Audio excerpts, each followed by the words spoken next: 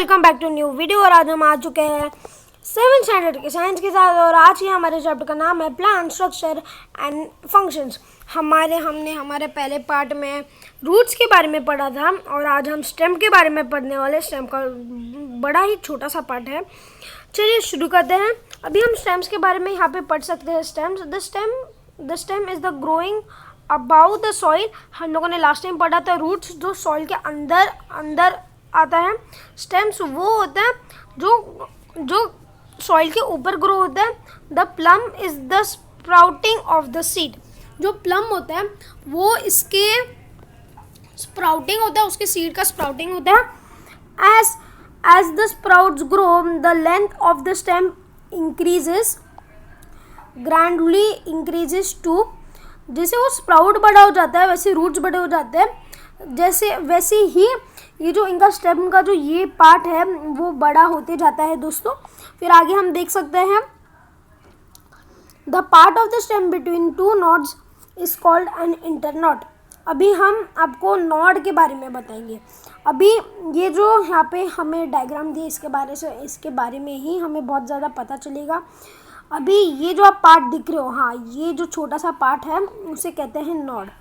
एक नॉड से एक ये निकलता है और ये एक से इसमें से जितने लीव्स चाहिए उतने निकल सकते हैं। एवरी प्लांट के अलग अलग लीफ सिस्टम्स होते हैं दोस्तों। तो ये नॉड के बीच में ये दोनों नॉडों के बीच में एक गैप आती है। यहाँ पे ये जो दोनों नॉड्स के बीच में जो गैप होती है उसे कहते हैं इंटरनॉड। अब ये जो गैप है उसे हम कहेंगे इंटरनॉड। और ये है बग।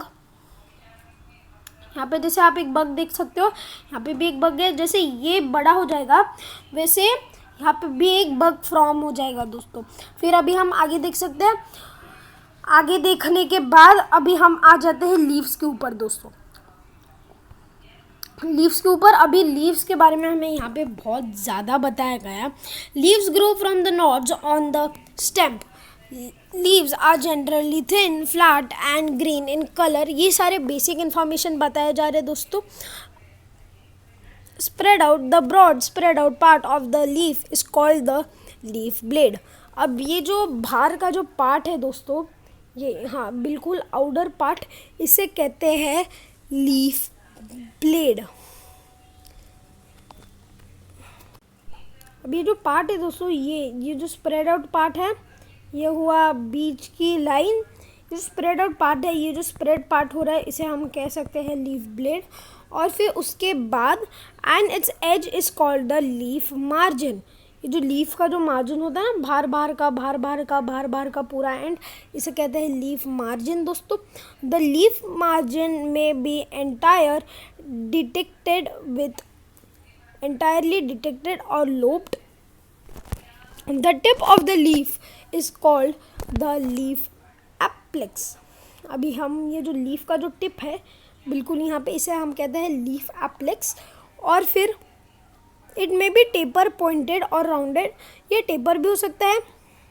टेपर हमने पढ़ा था जो यहाँ पे ये टेपर है, यहाँ पे हम पॉइंटेड देख सकते हैं और यहाँ पे जो पार्ट है ऊपर का वो लोब्ड है और राउंडेड हम वहाँ पे देख सकते हैं। Leaves of some plants have a stalk called an petiole. अभी ये जो मेन पार्ट आता है, ये जो चीज़ है इसे हम कहते हैं पेंटोल। इसके वजह से ही इसके ऊपर ही जो बाकी का लीफ का जो पार्ट है वो ऊपर ग्रो होता है। और फिर जो लीफ का जो जहाँ से वो बग शुरू होता है, जहाँ से वो नॉट से शुरू होता है, वो शुरू होने के बाद उसे हम कहते हैं leaf blades. Small leaf-like structures may be present near the leaf blades. These are stipules. Do you see stipules in all the plants? In all the plants, leaves of some plants have a single divided leaf blade and a single midrib. Such leaves are called simple leaves. However, the leaf blades of a leaf in some such leaves are called simple leaves. How such plant is divided into many small plants called leaflets.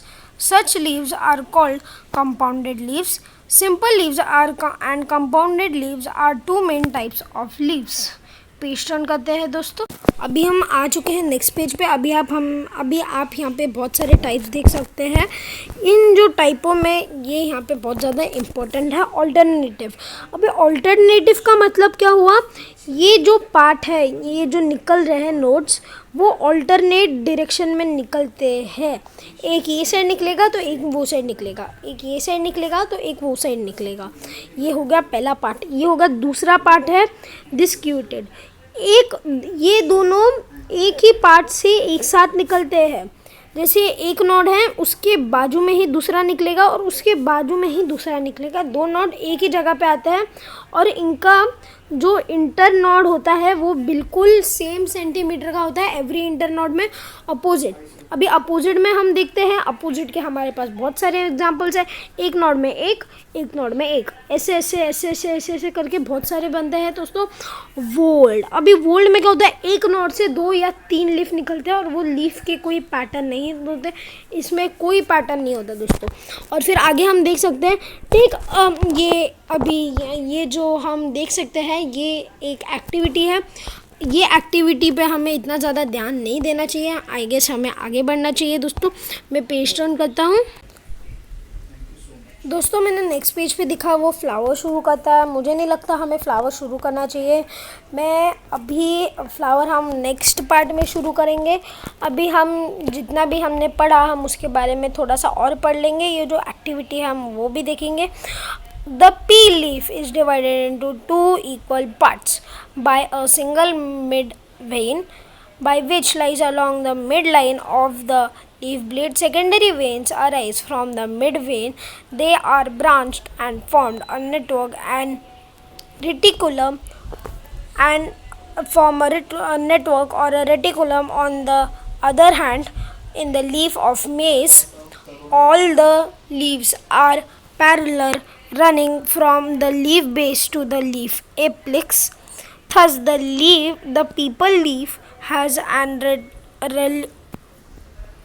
reticulated vention, and the leaf blade has an parallel vention. A little fun. Take a fallen pea leaf and soak it in water for 15 to 20 days. Dry it and then make a greeting card of an ace-like leaf you get. आप ये try कर सकते हैं।